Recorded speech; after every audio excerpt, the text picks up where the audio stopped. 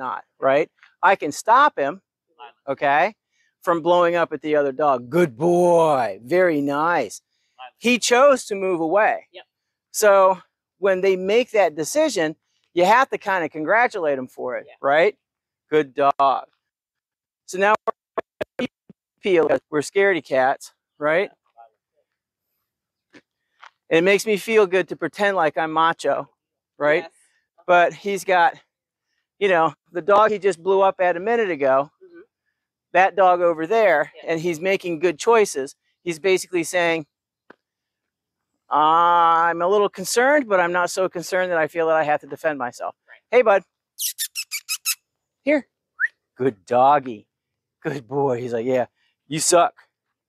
I knows it, huh? Good boy. All right. So, and again, if I give him the opportunity, I don't have to worry about it because he chooses to move away from these dogs, right? Here, lad. What's his name again? Maverick. Maverick. Maverick, sit. Up here. As soon as I put the leash pressure on, did you see what happened? He wanted to light up, right? He froze and he didn't want to sit, right? So we're going to make sit happen. Good lad. And allow leash pressure to dissipate. But he has to hold the sit. Lila, sit. Loose leash, right? This is just all nervy American bred shepherd. Yeah. Right? Good lad. Very nice. Have you started stays with him? Yeah. We're, stay. He's like, apparently, I have to do this for everybody. Lila, sit. I just met this dog about, you know,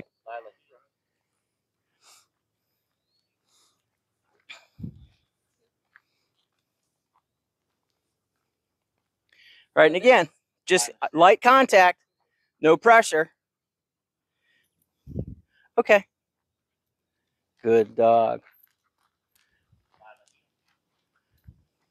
And now the devil that he knows is better than the devil that he don't. Right?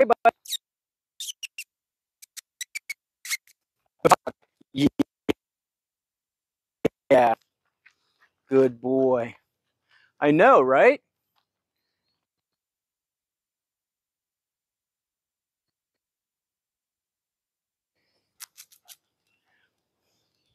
Here. Where are you going? Thank you. Your turn. Our issue now is we've gotten through long line work with dog distractions. He doesn't even want to go forward towards them. And then heel work with dogs existing. If we do sit on the dog also, he will no longer bark at dogs. If he's on a place, back tie. I saw that, yeah. He just blows up. All right, so let's back tie him to the back of your truck. On the 6 foot? Yeah, because we want to limit his ability to escape.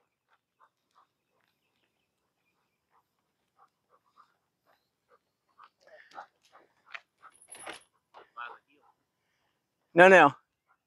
Use the thing in the center that holds, yeah.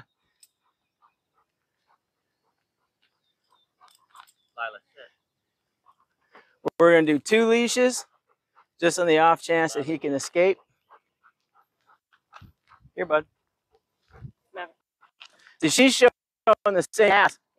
As soon as he started throwing gang signs, she started lighting up. Just go ahead. Let it go. Let it go.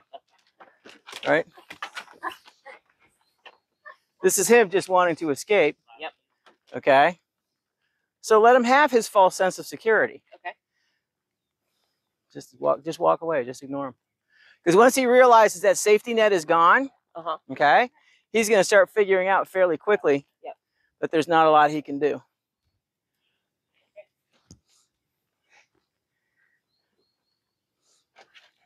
So from what I've seen, this looks almost like the dogs that fence fight.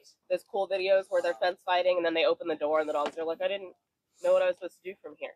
And basically what needs to happen is you just need to endow him with enough memories. And I would start out with a long line on this dog, back tie him to something, anchor him to something, So he has room to move. Okay. So he starts to choose a different barrier, right? A barrier that's a little bit closer to him. And then just work him through it. Okay. I mean, I would continue with the obedience because he's basically showing you typical adolescent male German Shepherd bullshit behavior. Right. He's just been taught that, you know, there's going to be some type of sympathy because he's been attacked by other dogs. So he thinks that that behavior is correct. And what he needs to figure out is no one feels sorry for me. Right. Right? Lila, sit. Good dog. He's handsome headed. Yeah. I think I know who the breeder is. Okay.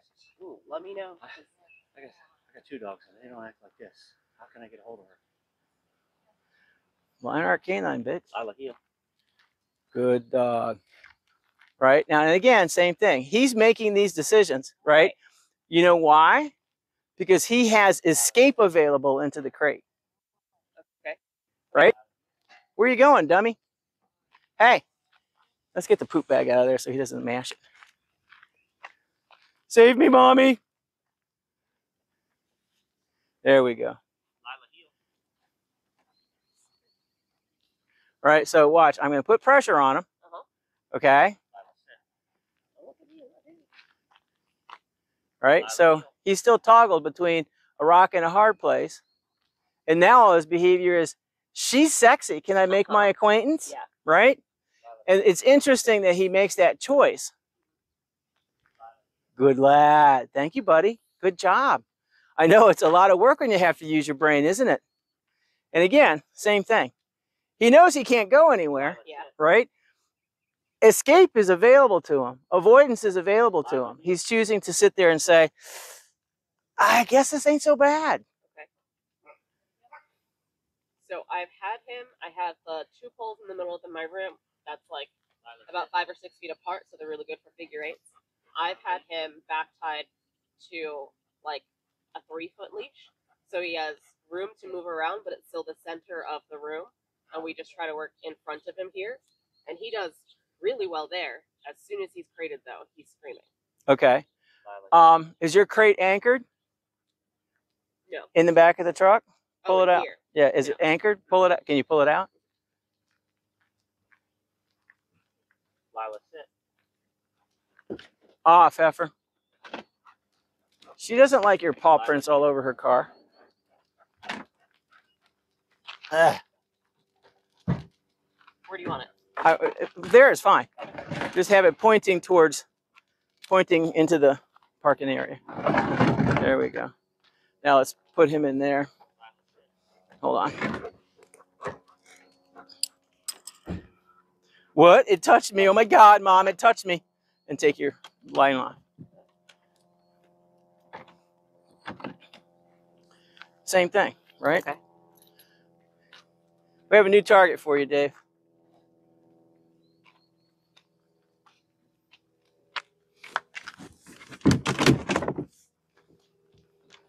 Lila, sit.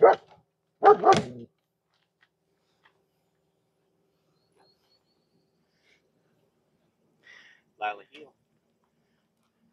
The barking is either going to occur on the approach or on the departure, because as far as he's concerned, he thinks that the hazard is coming this way, or he's going, I vanquish my foes, I can make you go away. So you suggested doing a wire crate out in the middle of the room. Yep. And just working him until he shuts the hell up. And this is how he does at this point. So my issue is In a wire crate? He'll do it in a wire crate or his other. No, but I mean, so he's quiet. He'll be quiet in a wire crate. No, he'll explode. He Okay. doesn't try to paw through the thing, but He just sits there and yaps. Okay. I would stick it out in the middle of the floor and just do the parade of nonstop dogs until he stops. Because here's the thing. First of all, he cannot maintain that level of arousal for a protracted period of time, right? So already, after all the things we've done with him, he's already pre-fatigued. So the first thing you want to do is work him, not hard, but sufficiently to remind him you have a higher obligation, right? And then put him in work in front of the presence of other dogs, right? So it's basically just doing a couple of things for about 5 or 10 minutes without distraction, then a couple of things for 5 or 10 minutes with distraction, and then just throw them to the wolves like this. Put them in a crate, that he feels vulnerable in, like a wire crate, and just let him figure it out. Okay. And then when he starts getting to the point where it's like this, he's like, "Moo, ugh." Right. He's really half-hearted. So the work you've been doing is working. Yeah. He just needs more of it, Okay. right? But yeah, he's a nice dog. I'm a big fan of this dog. 2 police officers own them. Keep going. Now go back and park right in front of him. That's how I've been explaining it to the police. Right there.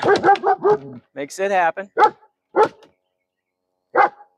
And just stay there until he stops barking. Now move off. Right? So he's selective too. Yeah. He digs the shepherd. Yeah. He's not crazy about the weird looking dog. Yeah.